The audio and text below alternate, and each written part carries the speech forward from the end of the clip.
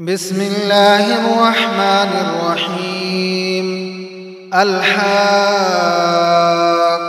ما الحاقة وما أدراك ما الحاقة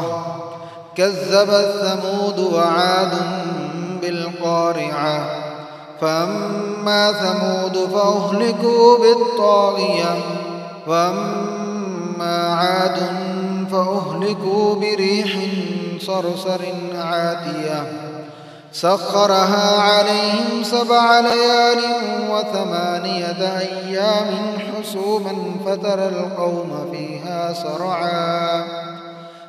القوم فيها صرعى كأنهم أعجاز نخل خاوية فهل ترى لهم من باقية وجاء فرعون ومن قبله والمؤتفكات بالخاطئة فعصوا رسول ربهم فأخذهم أخذة رابية إنا لما طغى الماء حملناكم في الجارية لنجعلها لكم تذكرة وتعيها أذن واعية فإذا نفخ في الصور نفخة واحدة وحملت الأرض والجبال فدكتا دكة واحدة فيومئذ وقعت الواقعة وانشقت السماء فهي يومئذ واهية والملك على أرجائها ويحمل عرش ربك فوقهم يومئذ 8 يومئذ تعرضون لا تخفى منكم خافية فأما من أوتي كتابه بيمينه فيقول هاؤم اقرءوا كتابيه إني ظننت أني ملاق حسابيه فهو في عيشة راضية في جنة عالية قطوفها دانية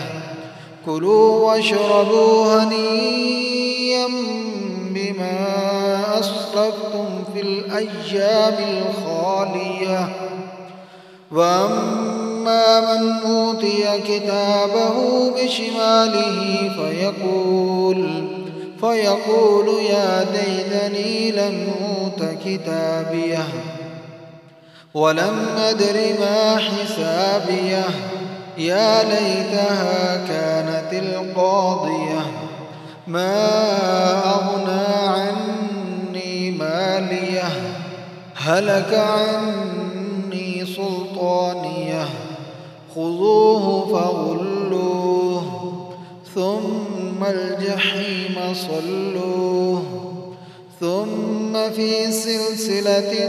ذرعها 70 ذراعا فاسلكوه إنه كان لا يؤمن بالله العظيم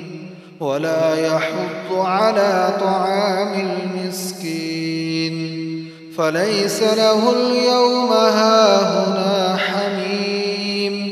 ولا طعام إلا من غسلين لا يأكله إلا الخاطئون فلا أقسم بما تبصرون وما لا تبصرون إنه لقول رسول كريم وما هو بقول شاعر قليلا ما تؤمنون ولا بقول كاهن قليلا ما تذكرون تنزيل من رب العالمين ولو تقول علينا بعض الأقاويل لأخذنا منه باليمين ثم لقطعنا منه الوتين فما منكم من أحد عنه حاجزين وإنه لتذكرة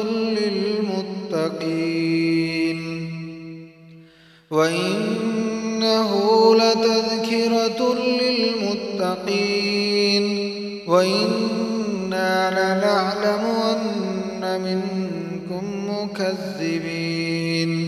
وإنه لحسرة على الكافرين وإنه لحق اليقين فسبح باسم ربك العظيم.